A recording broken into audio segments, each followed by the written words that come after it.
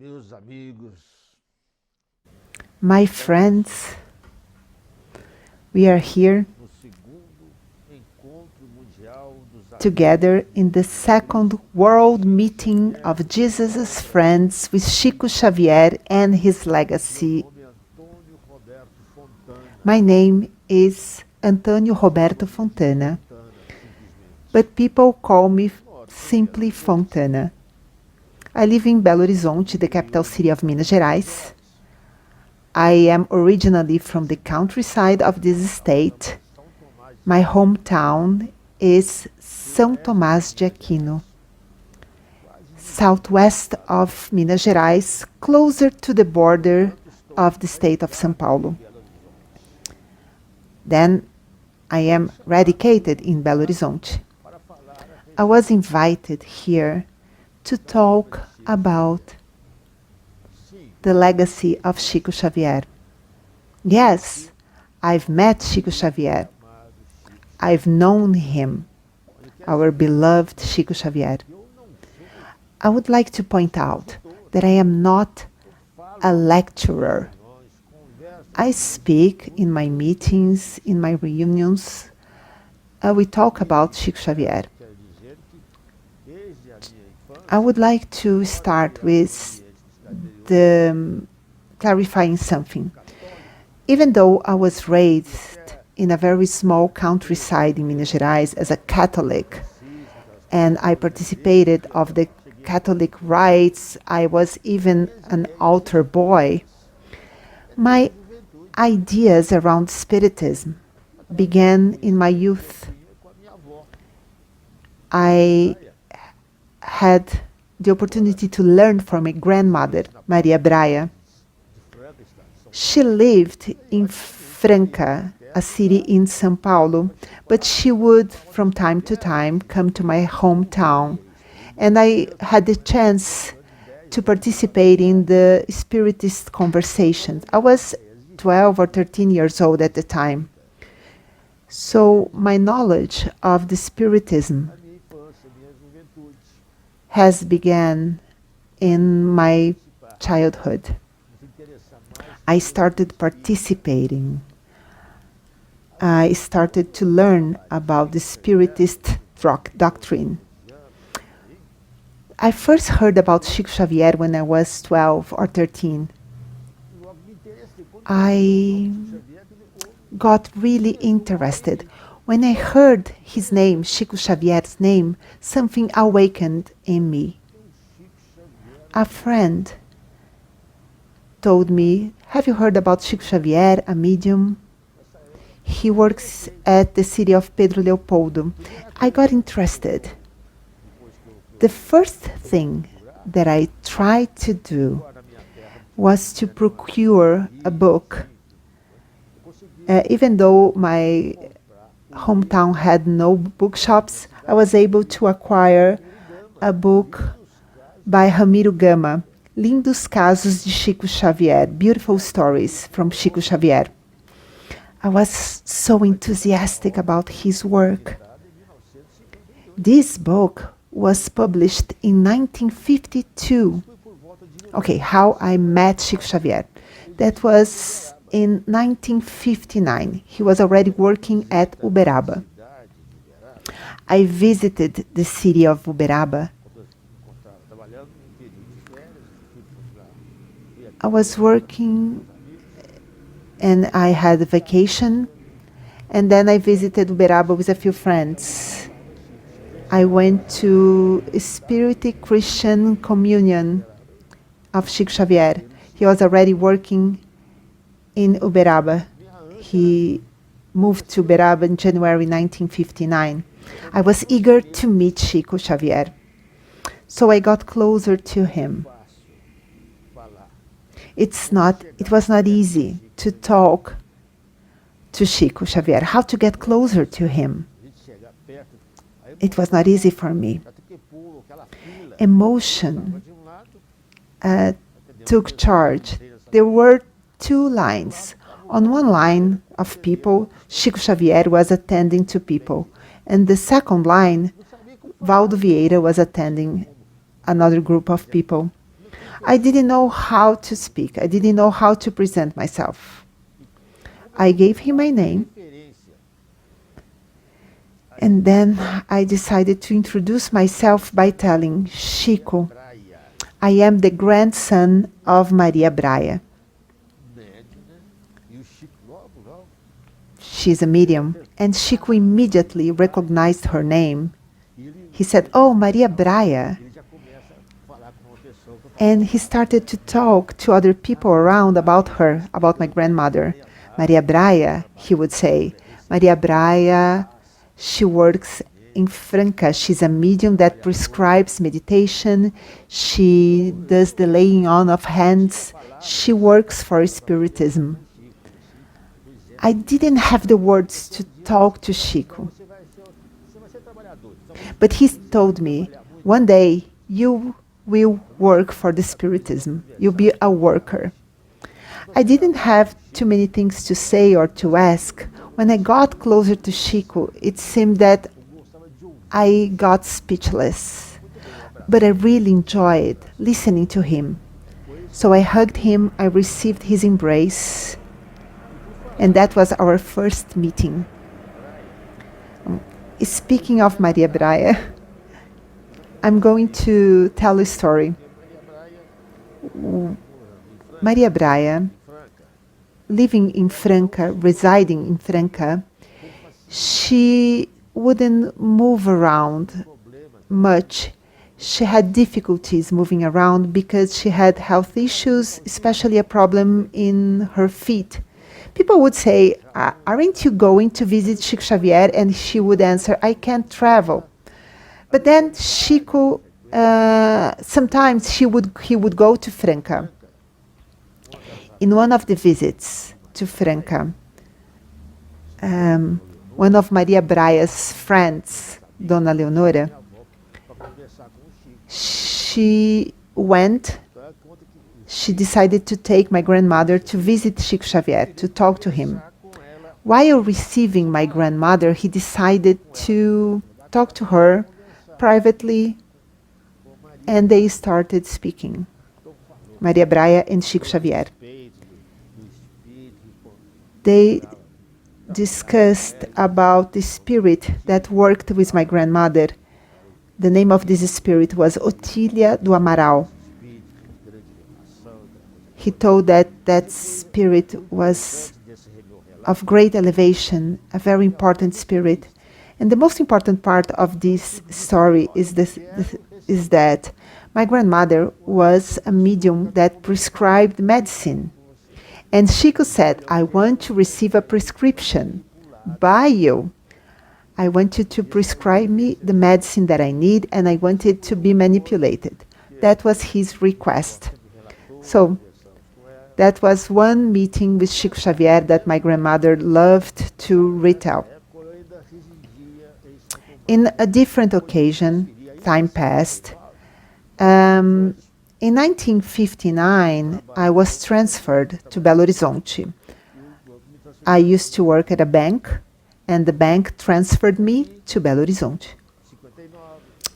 And here, in 1959, I was able to be part and visit the Spiritist Union of Minas Gerais.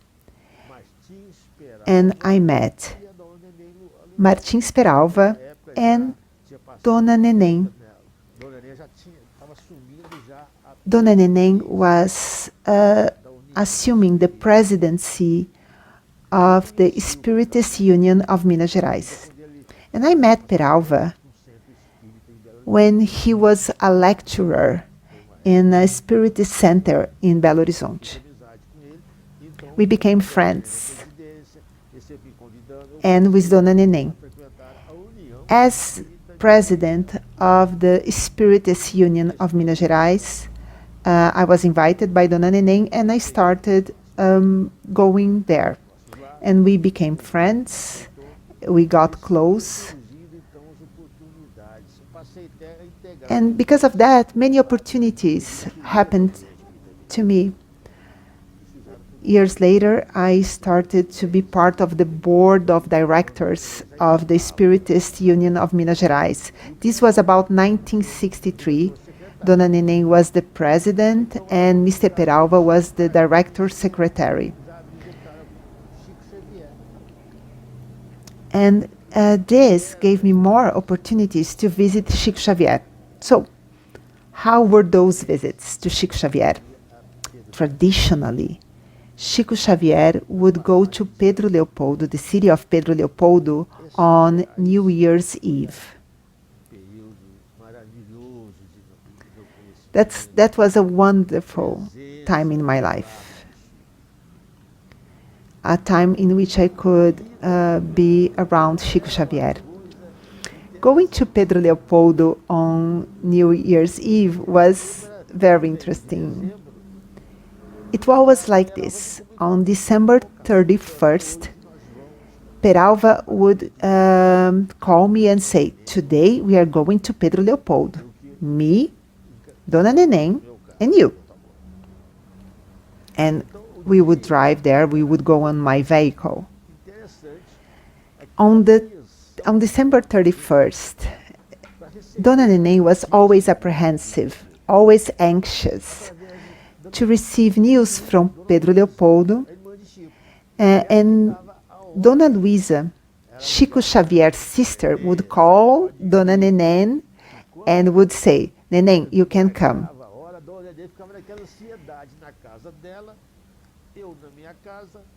If Dona Neném didn't receive that phone call, she would be very anxious, and the three of us would wait in great expectation for the phone call from Dona Luisa. We would be so anxious about it. But finally, when the phone call happened, we would get together, get in the car, and go to the city, visit Chico Xavier. So first, upon arrival to Pedro Leopoldo, we would go to a senior home that was Chico Xavier's choice to spend the New Year's Eve. He would do the psychography, the automatic writing, and people around the table would run commentary on the gospel. And that was our habit.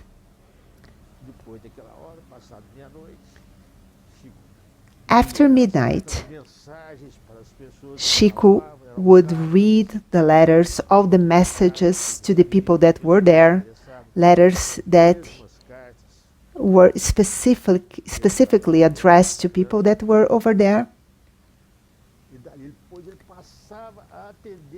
And afterwards, Chico Xavier would still talk to people, attend to people.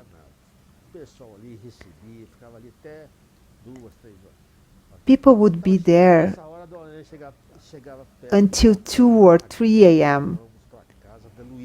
And then Dona Luisa, then Dona Neném would say, okay, it's time to go. It's time to go to Dona Luisa's house. Dona Luisa was the sister of Chico Xavier, and Chico adored her.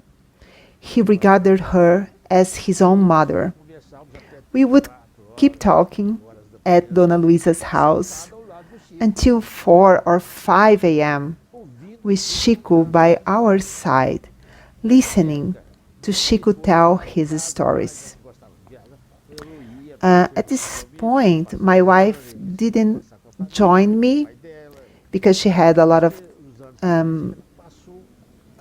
commitments with her family. But in the following years, she started going with us.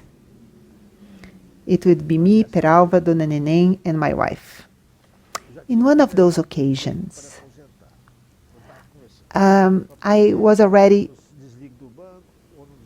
able to retire, but I was indecisive.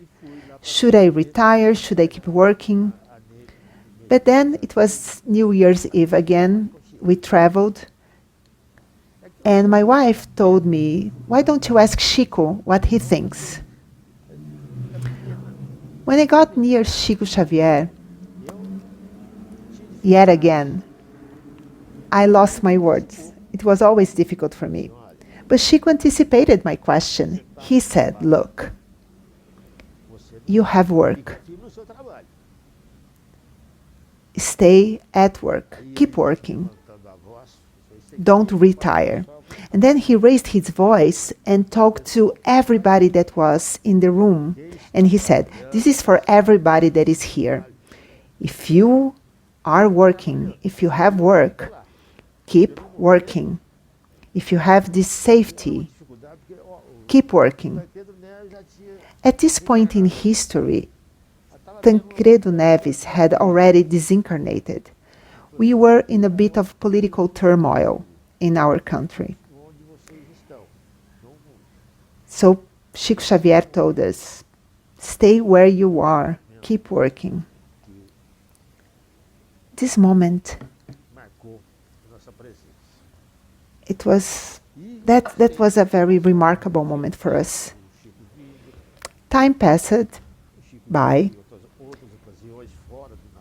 Chico would come to Belo Horizonte. Besides the New Year's Eve, we would be together in different occasions. In one occasion, it was April 21st. Chico came to Belo Horizonte to receive a commendation. April 21st. We were here in Belo Horizonte at Praça da Liberdade, Liberty Square, at around noon. Me and Dona Neném, Mr. Peralva, we were complimenting Chico. We embraced him. And Dona Neném told me, Fontana, now you have to go to Pedro Leopoldo, to the city of Pedro Leopoldo, okay? And we spent a wonderful day, a fantastic day. I remember that upon arrival to Pedro Leopoldo, to Dona Luisa's home, Chico left the car. He was getting ready to get inside the house, and he was approached by a woman.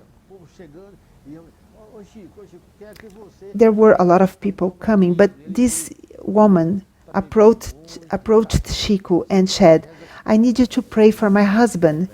He has a drinking problem.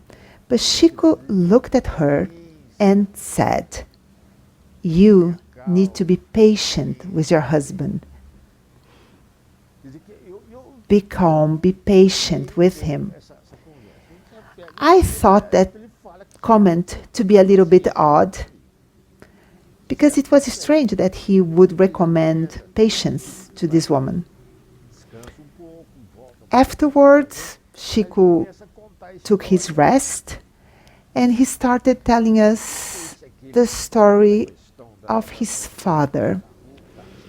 Maybe that story was triggered by the woman who approached him. Maybe that might have touched him. But Chico started speaking about his father with such emotion, with impressive emotion. He would tell us about the struggles of his father. His father had many children to raise and provide for. And he did this with great difficulty. They had little money, so to help provide for his family, he would sell lottery tickets. Sometimes before he went home, Chico Xavier's father would stop by a pub or a general store. He would meet friends, spend time together with his friends. But Chico would tell this with such a warmth, like he was justifying his father's struggle and maybe trying to explain and justify his father's difficulties. And maybe that's why he told that woman to be patient with her husband. And he told us many stories that night. Something that's really interesting about that. He changed the subject. He started speaking about something else. He had many stories to tell, and he told us about hospitals.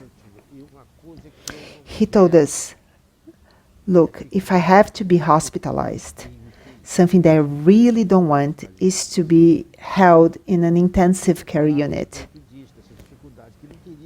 He told us about that he didn't want to be held in an intensive care unit in case he had to be hospitalized, because he really didn't want to be isolated from people, because he always loved to receive visitors.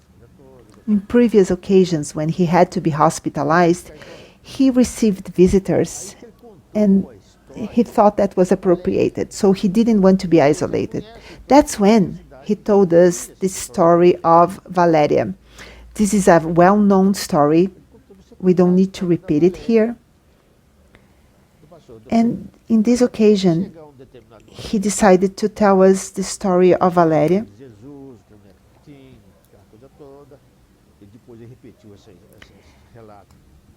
That was a story that he would repeat over and over afterwards, even on TV shows. I believe that that occasion with us, it was the first time that this story was told by Chico Xavier. He started speaking that he had a health problem, and the doctor at the hospital told him that he would have to be isolated. But Chico didn't want to be in the intensive care unit. He refused to stay there. And then the doctor compromised and agreed to let Chico stay in a regular room. But the doctor told, you cannot receive visitors because you have a heart problem, your angina is severe. You cannot have visitors. Chico agreed with that. He stayed in a room. But he asked, I need this chair to be here, by my bed, because my friends, the spirits that come to visit me, they need to sit in the chair. And then he's hospitalized. A beautiful woman comes by. And Chico, don't you know me? Don't you know who I am? And Chico says, I don't. What's your family?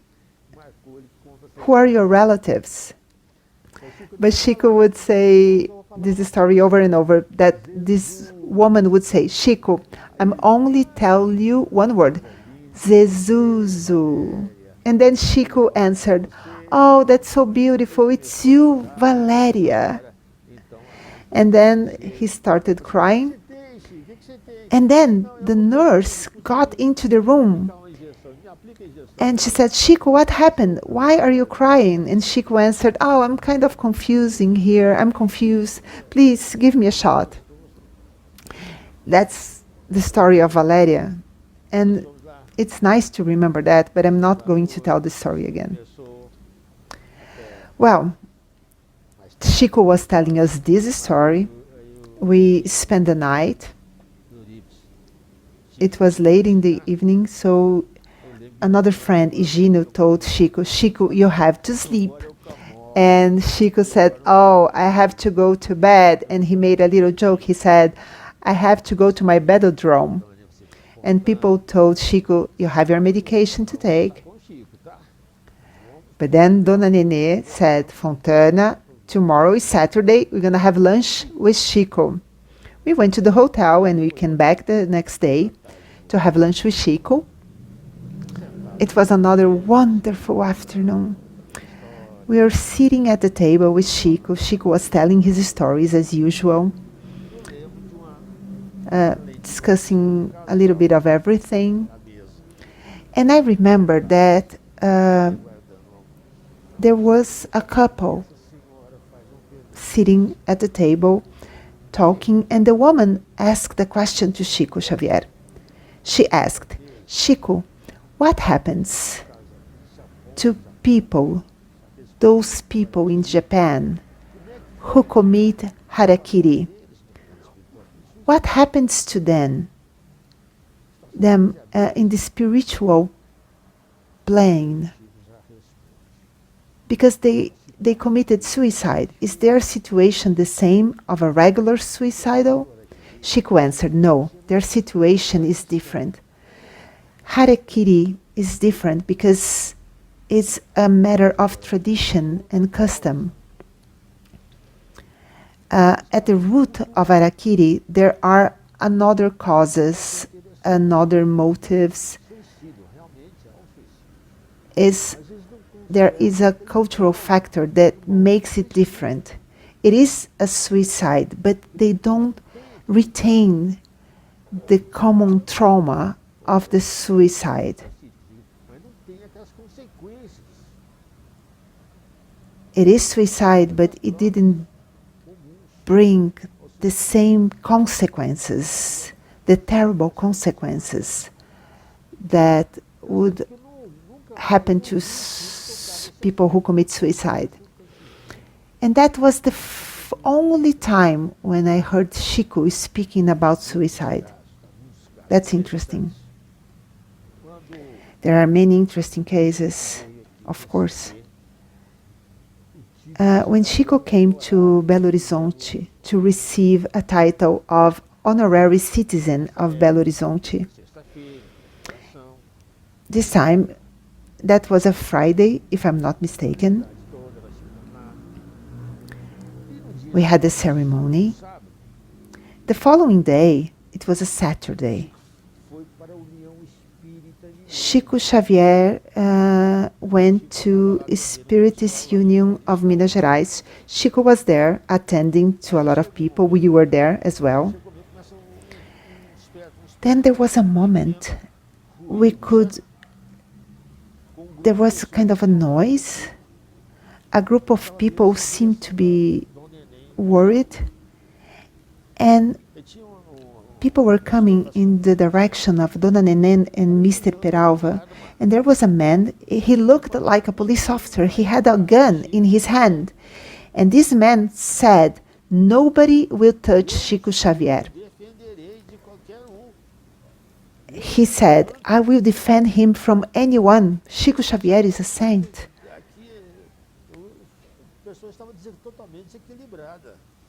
And it seemed that that person was in complete distress. So the people at the Spiritist Center became apprehensive. And they noticed that Chico stepped back. He lowered his head. He kept getting away from this man with the gun. Meanwhile, Mr. Peralva and Dona Neném, they went down the stairway of the building, and as they got to the front door, they saw a vehicle, a military vehicle, and 4 police officers from military police. The commander was a sergeant, and the sergeant approached Mr. Peralva and Dona Neném. Mr. Peralva said, "Thank God you were here. You got at the right time. We have a problem upstairs." Before they could explain anything, to Mr. Peralva and Dona Neném's surprise, the sergeant said, "Nothing to worry about. We are going upstairs." Mr. Chico Xavier summoned us. He went to the bus station and he called us to help. We came immediately. This is an authentic case of bilocation. Chico was in the building of the Spiritist Union, but he projected himself to the bus station that was not far away at Rua Guarani. And this is wonderful, a marvel. This issue, this matter of bilocation, we know that this is a known matter. Dona Neném used to tell a story about another occasion when Chico Xavier performed this bilocation. She used to tell. Uma viagem a Uberaba, One day, they were in the city of Uberaba.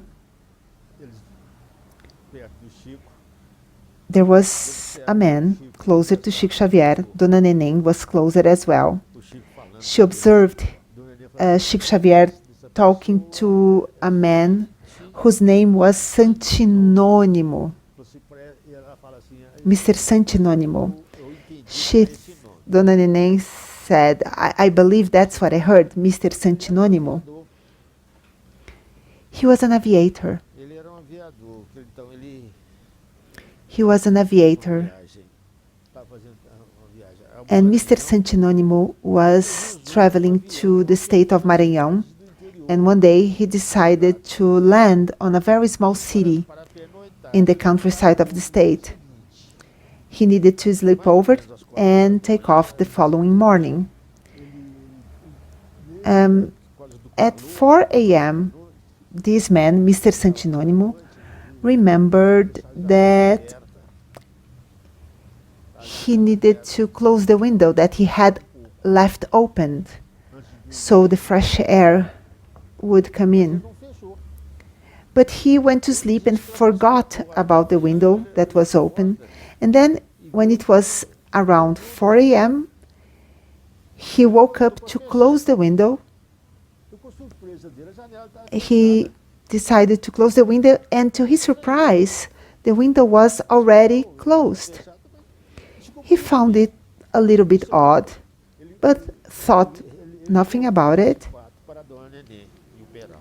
Telling this story to Dona Neném and Peralva, Lá o nearby Chico Xavier, foi visitar o Chico, Chico fala com ele assim, eles estavam perto dele, and Chico Xavier perto do Santinho.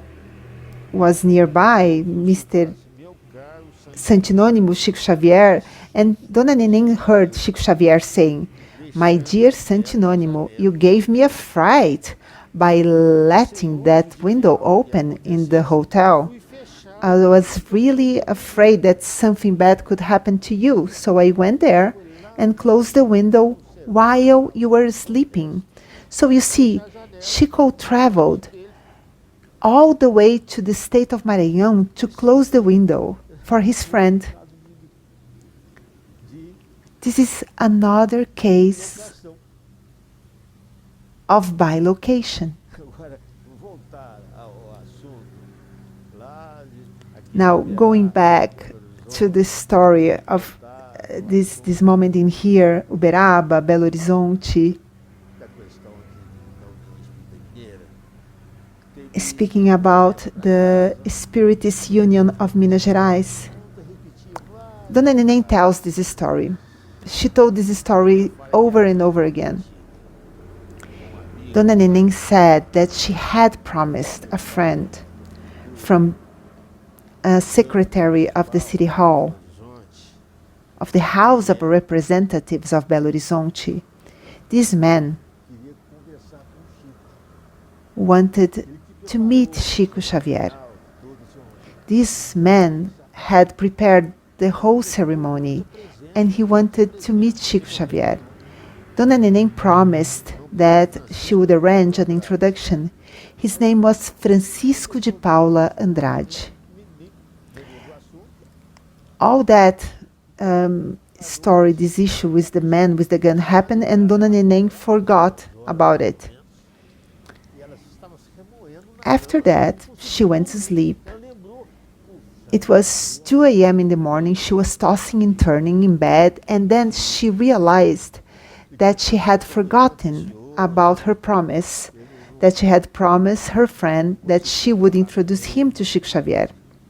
aí nisso, And she felt really guilty. agora o telefone toca, And then the phone rings. Chico Xavier. It was Chico Xavier on the phone, Nessa hora da madrugada, calling all the way from Uberaba. Chico had already gotten home, sempre com Neném, and this is the conversation that Dona Neném would retell.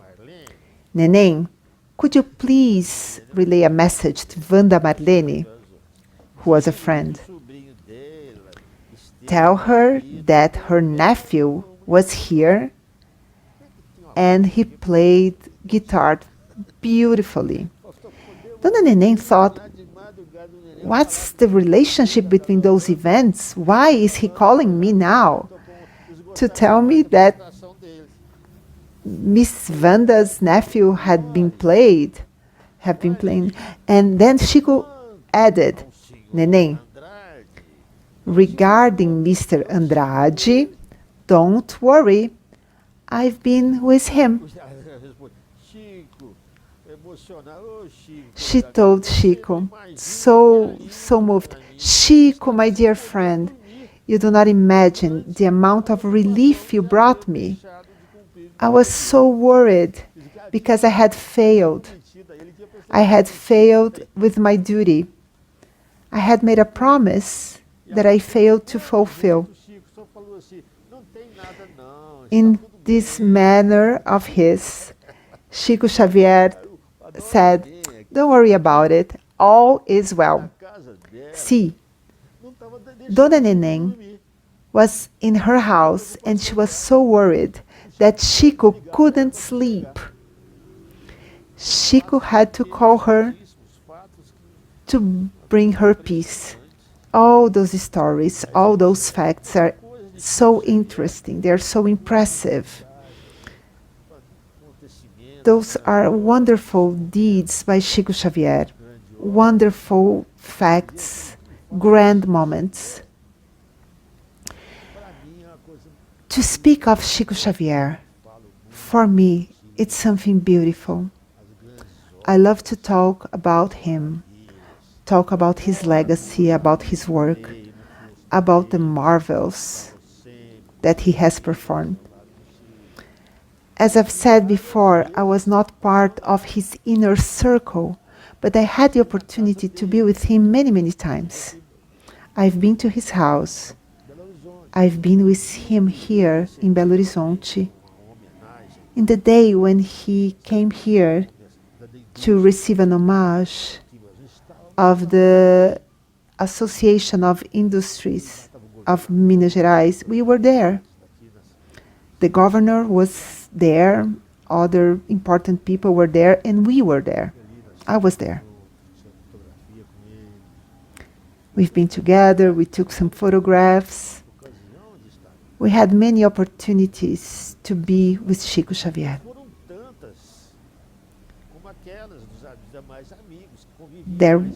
Those weren't so many as the people who were closer to him, people from his inner circle, but the moments I had to share with Chico Xavier were so wonderful. They were wonderful moments. The mediumship of Chico Xavier was fantastic. We all know about the beginning of the mediumship, of the mediumistic work of Chico Xavier. We know that it started when he was a kid, only 17. In 1927, this is when we have this national starting of mediumship. This is when Chico Xavier received his mediumistic mandate, and this comes from above. To speak about that, let's recall a message that came from spirituality. Who received this message? The person who received this message was Valdo Vieira, but he received this message from Meimei, the spirit Meimei. So Chico was able to receive this message. I will talk about this golden moment of Chico Xavier's life. Listen.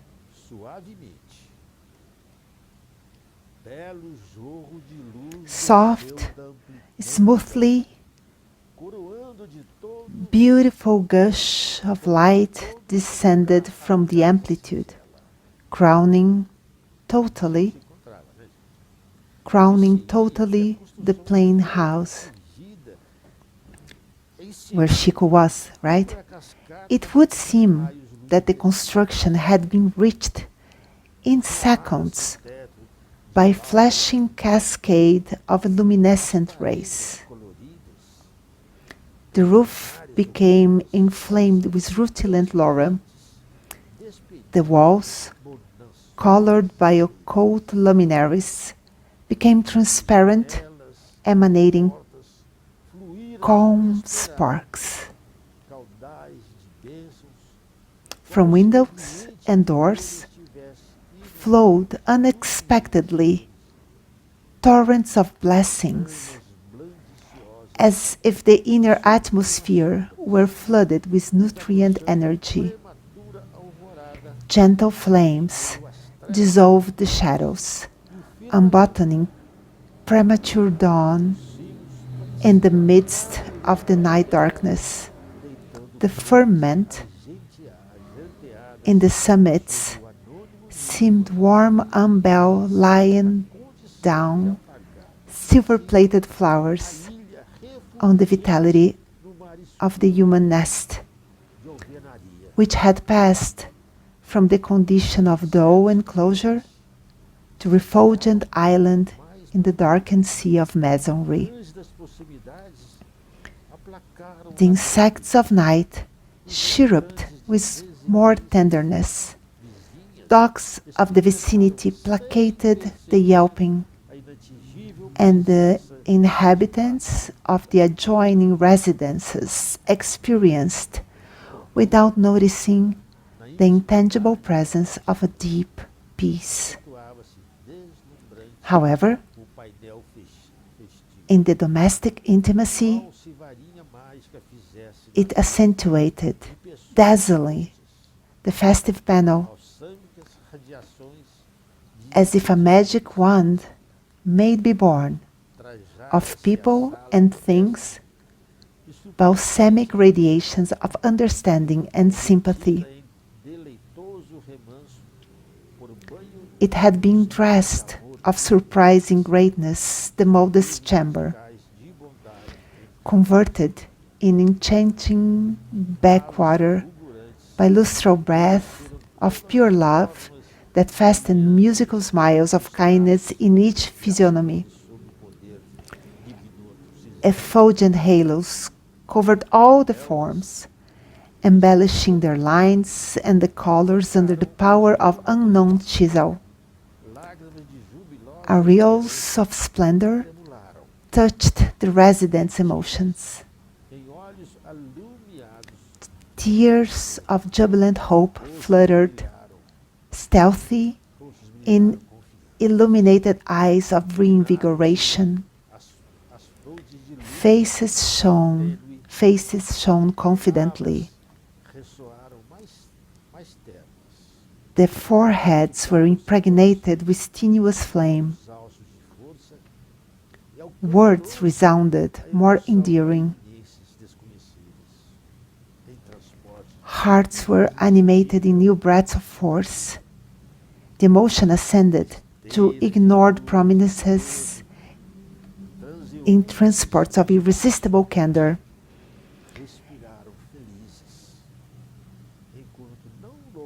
In the surrounding wake of light, transients of the space breathed happy, while, not far away, minstrels of the higher life vocalized songs of encouragement for the whole group, touched by intense brightness.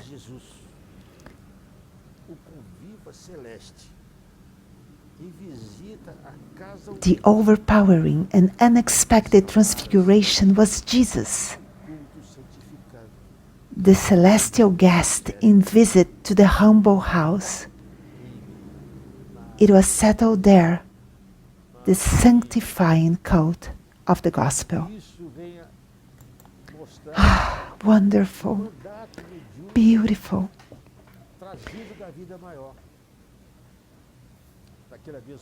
This inaugurated the medium mandate brought upon Chico Xavier by something superior. That night of July 8th of 1927, the day of mediumship. Chico Xavier came here to homologate, to authenticate the mediumistic mandate of Chico Xavier. Chico Xavier had always narrated this story as those were the friends of the rainbow. The message brought by Mei Mei is so wonderful. That's such a wonderful, my friends. Let's be grateful for these moments. And I am grateful for the opportunity to be here in this international meeting, world meeting of Jesus' friends with Chico Xavier and his legacy. This wonderful meeting. I'm so grateful for this invite and this opportunity to be with all.